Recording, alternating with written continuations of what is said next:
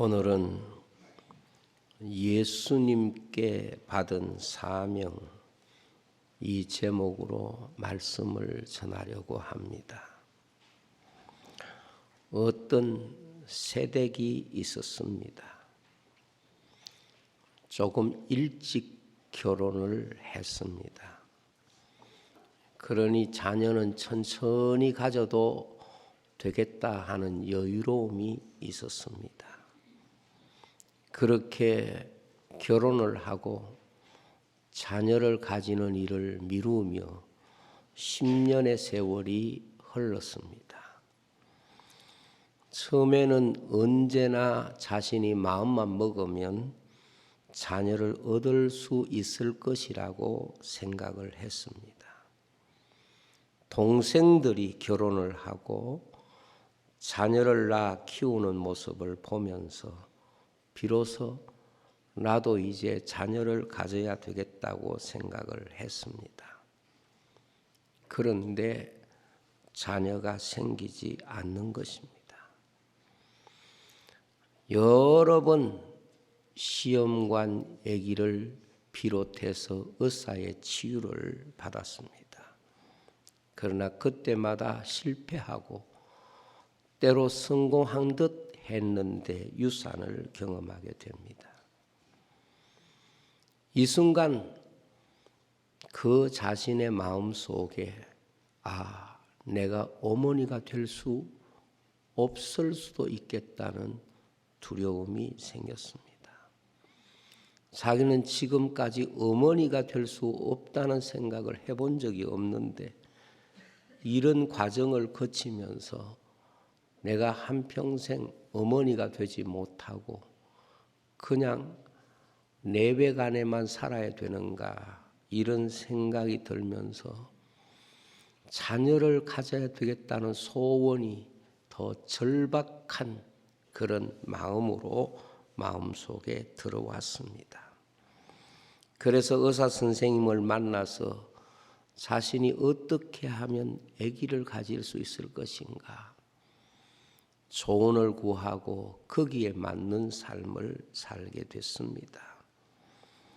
음식으로부터 시작해서 잠자는 것, 운동하는 것, 어느 하나 없이 모든 자신의 삶이 그곳에 맞추어져서 관리되기 시작했습니다.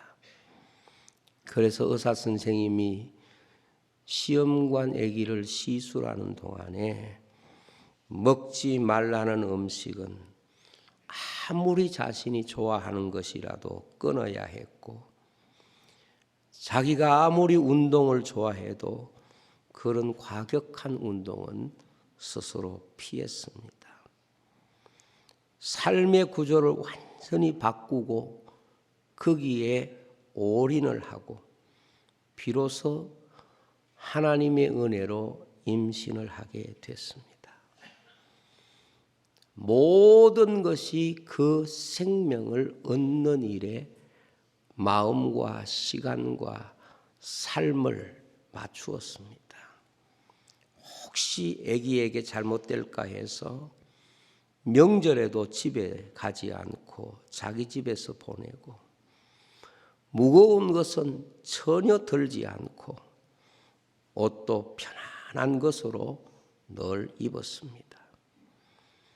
자녀가 건강하게 태어날 수 있다면 그것으로 자신은 그 어떤 것이라도 다 할 수 있겠다는 생각을 했습니다. 그리고 드디어 자녀를 얻었습니다. 그동안에 자신이 자녀를 얻기 위하여 겪었던 그 모든 일들이 다시 하나하나 감사로 그 마음에 느껴지기 시작했습니다. 그에게 감사가 되지 않는 일은 아무것도 없었습니다. 그는 그 일을 통하여 이것을 경험하게 됐습니다. 삶이라고 하는 것은 목적을 가질 때에 비로소 자신의 모든 삶에 대한 의미가 주어지게 되고 그 목적을 따라서 삶에 대한 모든 평가가 이루어진다는 사실을 경험하게 되었다 하는 것입니다. 그렇습니다. 인생에게 목적이 주어지기 전까지는 그 삶에 대한 해석이, 그 자신의 욕망이 모든 삶을 해석하는 요소가 되지만 목적이 주어지게 될 때에 그 목적이 자신의 삶의 모든 부분을 해석하는 주제가 되는 것입니다. 때로 아파하고 힘들어하고 외로워했던 이 시간조차도 목적을 이루는 일에 귀하게 사용되었으면 그것은 나중에 다 감사로 경험되고 바꾸어진다는 것을 알았던 것입니다. 하나님께서 믿음의 조상 아브라함을 갈대아 우르에서 불러내셨습니다. 하란을 거쳐서 가나안 땅에 들어오게 됩니다. 근데 지금까지 아브라함의 삶은 성경에 기록도 하지 않았을 뿐만 아니라 어떻게 살았든지 그 삶에 대한 해석할 이유가 별로 없습니다. 잘 살았든 못 살았든 그것은 삶을 해석할 수 있는 요소가 아니었습니다. 그런데 하나님이 아브라함에게 약속을 주십니다. 너는 복의 근원이 될지라. 천하 만민이 너로 말미암아 복을 받게 될 것이다. 이렇게 하나님이 그 삶에 약속을 주고 사명을 주었습니다. 이때부터 아브라함의 삶은 자기 자신의 삶이지만은 자기 자신만의 삶일 수가 없는 삶이 되었습니다. 그래서 아브라함이 하나님 앞에 믿음으로 살면 자신의 삶이 후손들에게 복이 되는 삶이 되었고, 자신이 하나님의 말씀대로 순종하지 못하고 사명에서 벗어난 삶을 살면 그 자신의 삶이 후손들에게 화가 되고 눈물이 되었던 것을 우리가 성경을 통해서 보게 되는 것입니다. 아브라함의 삶이 왜 하나님의 부름을 받고 난 뒤에 상세하게 기록되는가 하면, 인간은 하나님으로부터 사명을 받는 순간부터 그 삶은 그 자신만을 위한 삶이 아니라 그 사명을 통해서 연결된 모든 자의 삶과 연관되어 있고 그 모든 삶 영향을 주는 삶이 된다는 것을 우리에게 가르쳐 주는 것입니다. 사람은 자기가 살고 싶은 삶이 있고 자기가 살아야 될 삶이 있습니다. 자기가 살고 싶은 삶도 소중하겠지만 내가 살아야 될 그 삶이 하나님이 내게 주신 삶입니다. 즉 내가 살아야 될 그 삶이 바로 사명이라는 이름으로 사는 것입니다. 우리가 모든 일을 다 할 수는 없습니다. 많은 일들이 나를 평가할 것 같지만은 하나님이 인간을 평가하는 가장 중요한 삶의 내용은 사명이 내 삶을 해석한다는 것입니다.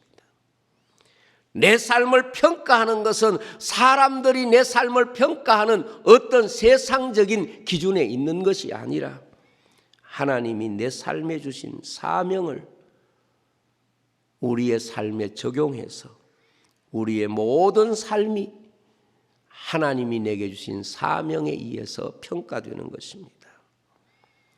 사람에게 성공이라고 생각하는 것은 세상적으로 볼 때는 자기가 하고 싶은 일에 성공한 사람을 성공한 사람이라고 말합니다.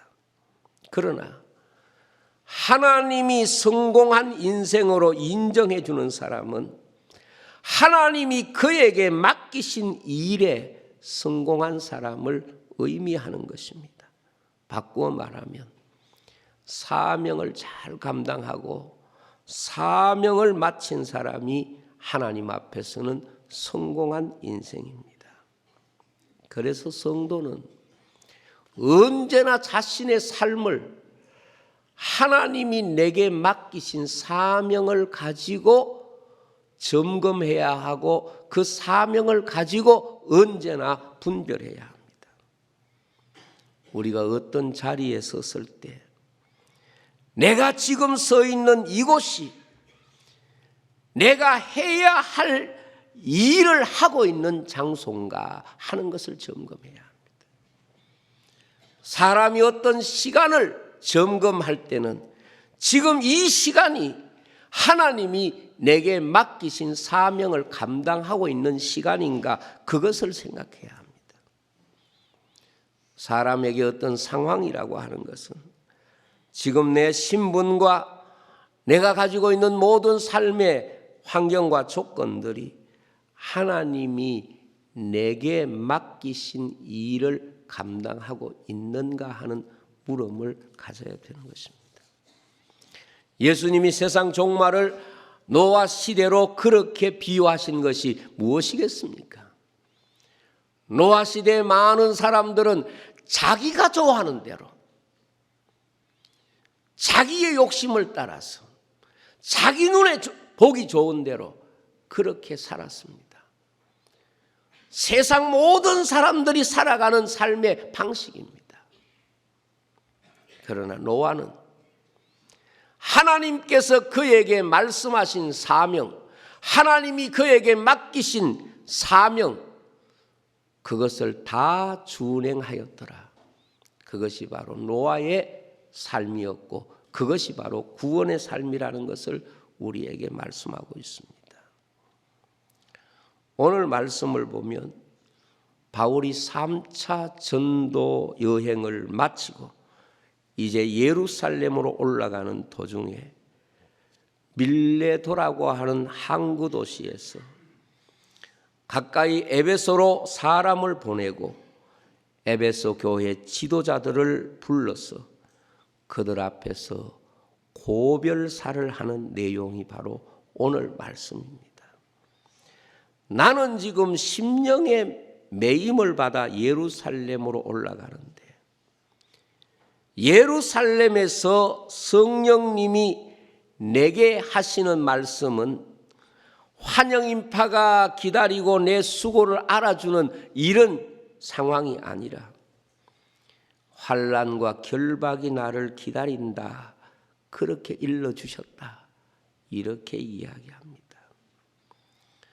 이때 에베소 교회 성도들과 교회 장로들이 바울을 붙잡고 울면서 예루살렘으로 가지 않았으면 좋겠다 하는 마음을 전하지만 바울이 그들 앞에 담대하고 단호하게 한 말이 뭡니까? 예수님이 주신 사명을 감당하기 위해서는 내 생명을 조금도 귀한 것으로 여기지 아니하겠다. 이것이 바로 바울의 신앙 고백입니다.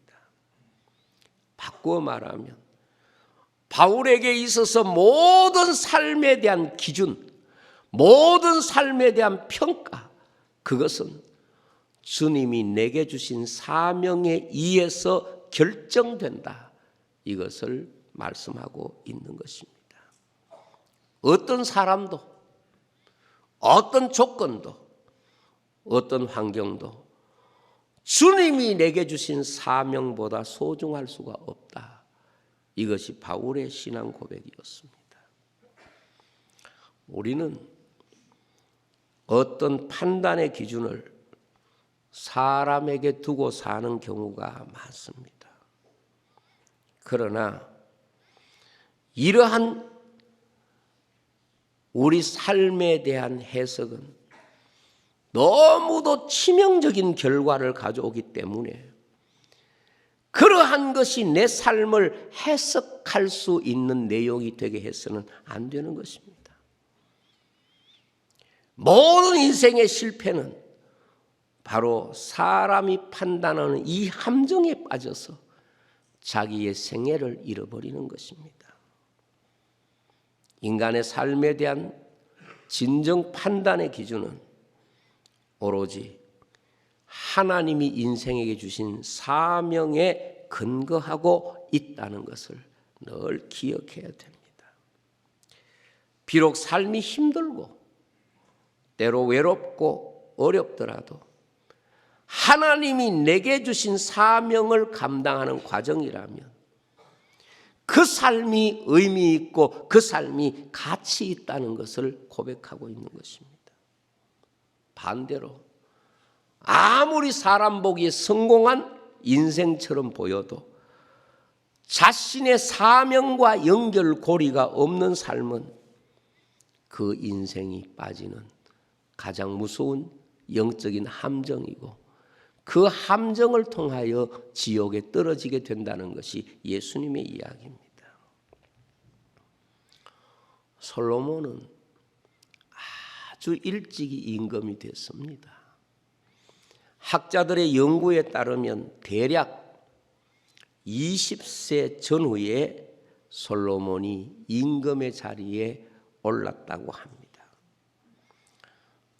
20세 전후라고 그러면 아직까지 세상을 모르고 너무도 연약한 그런 어떤 청년기에 임금의 자리에 올랐습니다.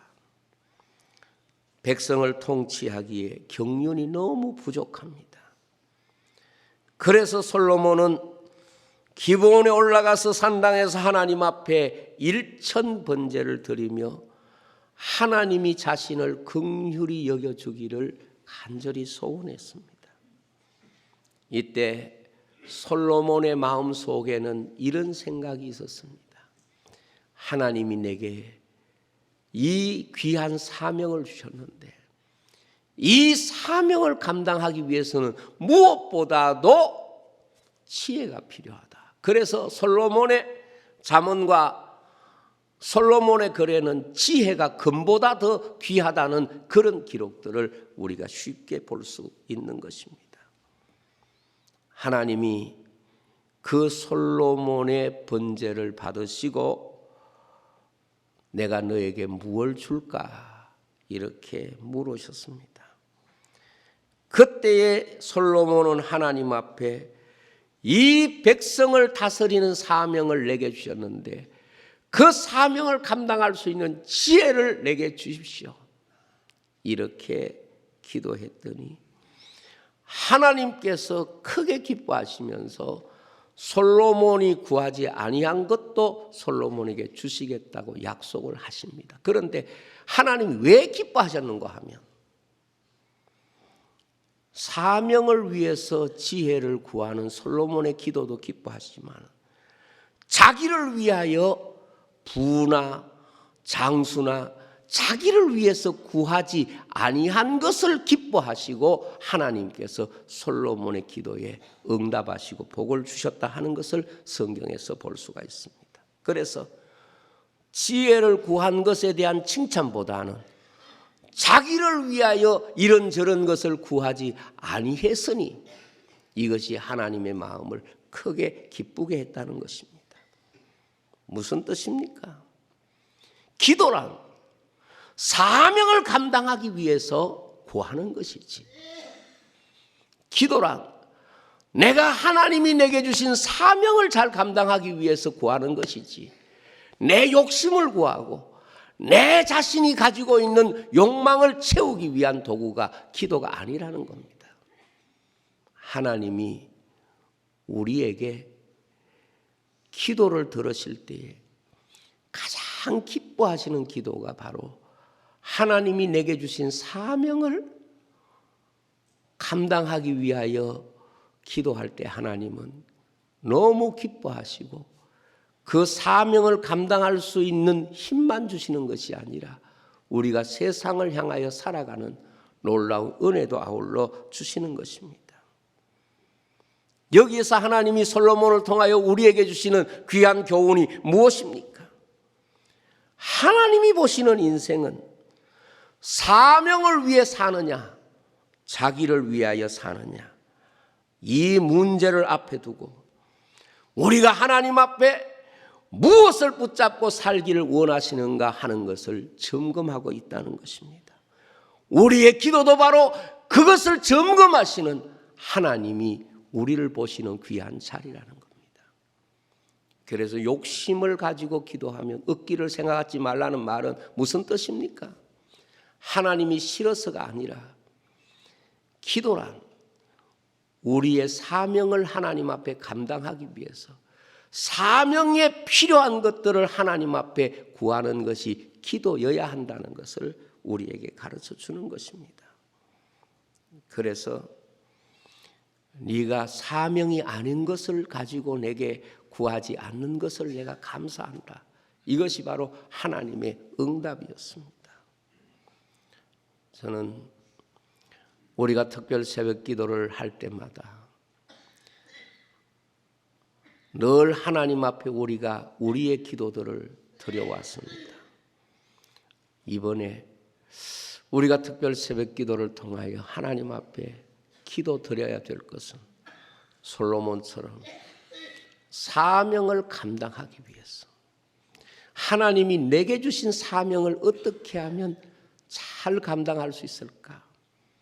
그것을 하나님 앞에 구할 때 하나님은 그 기도를 기뻐 받으시고 그 기도자에게 은혜와 복을 주실 줄로 믿습니다. 근데 우리가 생각해 보면 우리의 사명이 무엇이? 어떻게 하는 것이 사명을 감당하는 것인가? 이런 생각을 할 수가 있습니다. 그렇습니다. 성경에 특별한 사람들은 하나님이 그에게 특별한 어떤 사명을 주어서 자기 사명이 무엇인지 확 알지만은 보편적인 사람들이 자기 자신이 가지고 있는 사명을 알고 그 사명을 따라 산다는 것은 쉽지 않습니다. 그리고 모든 사람에게 사명이 있지만은 일반적으로 우리가 하나님을 믿고 살아가는 과정 속에는 보편적 사명이라는 게 있습니다. 이것은 어떤 한 사람에게 어떤 특별한 사명을 주시는 것과는 조금 다른 우리 모든 성도들이 함께 사명으로 붙잡고 살아야 할 삶이 있습니다. 그것이 뭔가 하면 첫째로 예수 그리스도를 닮아가는 것입니다. 우리는 내가 어떤 일을 해서 하나님께 영광을 돌릴 것인가? 내가 어떤 일을 해서 하나님 앞에 사명을 감당할 것인가? 내가 무엇을 하면 하나님 앞에 사명을 감당하는 삶인가? 이런 물음을 많이 가지고 또 이런 기도를 할 수가 있습니다. 그러나 모든 성도들에게 가장 보편적인 사명은 내 자신이 어떤 일을 해서가 아니라 내 자신이 예수님을 닮아가는 것입니다. 그리스도의 형상을 회복하는 것입니다. 오늘 우리가 그것을 늘 우리의 삶 속에서 점검해야 됩니다. 내게 주어진 시간과 내게 주어진 장소와 내가 가지고 있던 어떤 상황이 내가 주님을 닮아가고 주님의 형상을 회복하고 하나님 아버지의 형상을 회복해가는 이런 삶을 우리가 살아가고 있는가? 그것을 점검해야 하고 그것을 이루어가는 것이 사명을 회복하는 것입니다. 주님은 우리를 위하여 이 땅에 오셨고 그리고 우리를 위하여 십자가에서 죽으셨습니다. 그래서 우리가 그 예수님을 깊이 알고 그리고 내가 아는 그 예수님을 사랑하고 그리고 그 내가 아는 그 예수님을 전하는 것, 이것이 바로 오늘 성도가 가지고 있는 가장 보편적인 삶인 것입니다. 우리가 예수님을 사랑한다고 하면서 예수님을 닮아가는 일에는 실패하고 오히려 이것이 주님이 기뻐하는 일이라고 생각하고 그 일에 매달리고 그 일에 성공했다고 생각하는 경향들이 많습니다. 바리새인들이 그랬습니다. 그러나 여러분, 우리가 어떤 것보다 더 소중한 것은 내가 어떤 큰 일을 하고 이런 일을 했다는 것이 이것이 주님 앞에 진정한 헌신이 아니라 헌신이라는 것은 내 자신이 예수님을 닮아가고 내 자신이 예수님과 화목하고 그리고 내 자신이 예수님의 사랑을 내 마음속에 바로 깨닫고 그 주님을 위하여 내 자신의 삶을 사는 것입니다. 많은 사람들이 예수님의 이름을 부르면서도 실제로는 자기를 위해서 살면서 그것이 마치 사명인 것처럼 생각하는 경향들이 많습니다. 사명은 우리가 예수님을 바로 아는 것입니다. 그리고 예수님을 닮아가는 것입니다. 어떤 아들이 아버지에 대한 거부감이 항상 있었습니다. 불만이 항상 있었습니다. 왜냐하면 아버지가 자기가 하고 싶은 일들은 대개 못하게 한다고 생각이 들었어요. 특별히 공놀이를 좋아해서 공을 가지고 놀면 다른 사람에게 피해를 주니까 다른 곳에 가서 놀아라, 다른 사람에게 피해 주지 말아라, 이렇게 책망을 했습니다. 자기는 다른 사람에게 피해 안 줄 자신이 있는데, 자기는 다른 사람에게 피해를 안 준다고 생각하는데 아버지가 자꾸 잔소리하니까 다른 사람은 가만히 있는데 왜 아버지가 자꾸 이런 잔소리를 하나, 이게 마음의 불만이었던 것 같아요. 근데 어느 날 공을 가지고 놀다가 그만 신나게 공을 친 것이 멀리 날아가서 부잣집 큰 유리창에 맞아서 그 유리창이 박살난 거예요. 큰일이 난 겁니다. 자기에게는 그 유리창을 물려줄 만한 돈도 없고, 그리고 그 주인 앞에 설 용기도 없었습니다. 자기가 이 일을 저질렀지만 감당할 힘이 자기에게 없었어요. 그런데 아버지가 이 일을 알고 그 집 주인에게 가서 고개 숙여서 사과하고 그 집의 유리값을 고스란히 다 배상을 해 주었습니다. 이때 그 아들은 아버지를 새롭게 보게 되는 거예요. 지금까지는 자기 자신에게 책망하고 자기 자신에게 대하여 사랑이 없다고 생각을 하기도 했는데, 내가 잘못했는데 아버지가 정말 사과하는 거예요. 내가 잘못했는데 아버지가 아끼지 않고 그것을 배상해 주는 거예요. 그래서 그 아들이 아버지가 내게 못하게 한 것은 아버지를 위해서 못하게 한 것보다 나를 위해서 못하게 한 것이었구나. 그래서 그 일로 아버지의 사랑을 깨닫게 되었다는 겁니다. 여러분, 이것이 바로 예수 그리스도의 성육신과 같은 것입니다. 우리가 주님을 알기 전에는 아버지의 사랑을 모릅니다. 아버지의 사랑을 알 방법이 없습니다. 지금 요한복음 우리가 12장의 말씀을 나누고 있는데 아들이 없이는 아버지의 사랑을 알 수가 없습니다. 그런데 그 아들 되시는 예수님이 내 잘못을 위하여 십자가를 지셨고 내가 갚을 수 없는 잘못에 대하여 친히 자신의 생명으로 우리의 죄를 담당하신 것입니다. 바로 예수님, 그분 때문에 우리가 아버지의 사랑을 아는 거예요. 이것이 바로 하나님에 대한 바른 깨달음입니다. 그러므로 우리가 이 땅에 살면서 예수님 닮아가는 것은 그 아들을 주신 아버지에게 대한 가장 깊은 사랑이고 가장 깊은 믿음이 될 수밖에 없는 것입니다. 저는 우리 성도들이 예수님을 잘 믿어야, 예수님의 십자가를 바로 이해해야 비로소 아버지의 사랑에 대한 바른 깨달음이 자신의 마음속에 주어질 것이다, 그렇게 믿습니다. 그럴 때 우리는 그 주님을 위하여 내가 살아가는 삶이 되는 것입니다. 사명이 무엇입니까?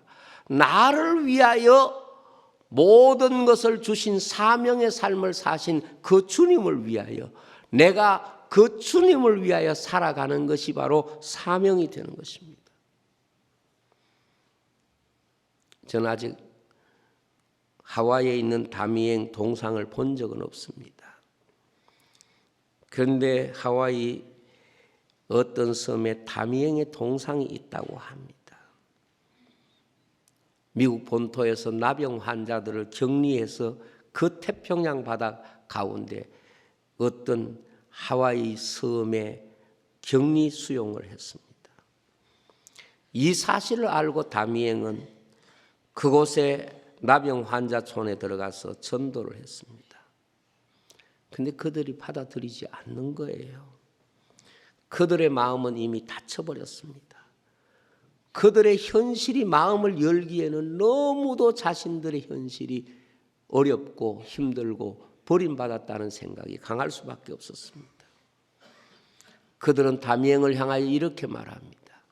너는 하나님의 사랑받아서 몸이 성하고 건강하니 하나님 아버지라고 부르고 싶은 마음이 있겠지만 우리는 너들이 말하는 대로 천벌을 받아서 이곳에 왔는데 무슨 하나님 아버지라고 부르겠느냐. 너도 신체가 떨어져 나가고 얼굴이 일그러진 이후에도 하나님 아버지를 부를 수 있겠나. 이렇게 말을 했습니다. 이때 다미엥은 하나님 앞에 울면서 이렇게 기도를 했다고 합니다. 하나님, 저들을 전도할 수 있다면 내게 나병을 주십시오. 나는 내 몸이 망가지고 저들의 영혼을 구원하기를 소원합니다. 나도 나병 환자가 되게 해 주십시오. 이렇게 기도를 했습니다. 모든 사람이 다 낫게 해달라고 기도하는데 이 다미엥은 그들의 영혼을 그들과 같이 되기 위해서 자신이 환자가 되게 해달라고 기도했고 결국 그는 나병의 환자가 됩니다. 그리고 그들에게 가서 복음을 전할 때 하나님께서 그들의 마음을 다 바꾸었습니다. 그래서 그곳 환자 2,000명이 예수님께 돌아오고 버림받았던 섬이 하나님을 찬송하고 예배하는 섬이 된 것입니다. 여러분, 사명은 하나입니다. 인간을 구원하는 것이 사명입니다. 하나님의 사명이고 교회의 사명이고 성도의 사명입니다. 사명은 사람을 살리는 것입니다.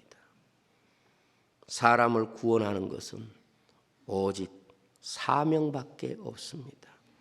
사명이 없는데 어떻게 사람을 살리고 사명이 없는데 어떻게 구원하는 역사가 일어날 수 있겠습니까? 우리는 사람을 볼 때 사명을 통해서 보아야 하고 나를 점검할 때도 사명을 통해서 확인해야 되는 것입니다. 인간에게는 누구나 사명의 삶이 있고 사명의 삶을 벗어나면 자기를 위한 삶이 있습니다. 예수님을 위해 사는 것이 사명의 삶이고 그분이 우리를 위하여 사신 것이 사명이고 우리가 그분을 따라가는 것이 자기를 부인하고 십자가를 지는 바로 그 사명이 되는 것입니다. 로마서 14장 7절에 보면 이렇게 말씀하고 있습니다. 우리 중에 누구든지 자기를 위하여 사는 자가 없고 자기를 위하여 죽는 자도 없도다. 그렇습니다. 인생이 사명에서 벗어난 삶의 가장 보편적 모습이 자기를 위해서 사는 것입니다. 그래서 성경의 구원의 이야기를 보면 한결같이 사명을 쫓아 사느냐, 자기를 붙잡고 사느냐, 두 가지 삶이 있을 뿐입니다. 주님께서 말씀하신 사명의 삶은 무엇보다 자신의 욕심과 자기를 위한 삶을 넘어서지 않으면 우리는 사명의 길을 갈 수 없는 것입니다. 저는 지금 대한민국의 교회가 사명만 붙잡으면, 주님이 교회에 주신 사명, 성도에게 주신 사명 붙잡아야 답이 있다고 생각합니다. 사명을 붙잡지 않고는 교회가 할 수 있는 일은 없을 거라고 생각합니다. 내가 만든 사명이 아니라 주께서 우리에게 주신 그 사명을 붙잡고 살 때 주께서 교회의 사명을 통해서 이 땅을 구원하는 놀라운 역사를 이루실 줄로 믿습니다. 기도하겠습니다.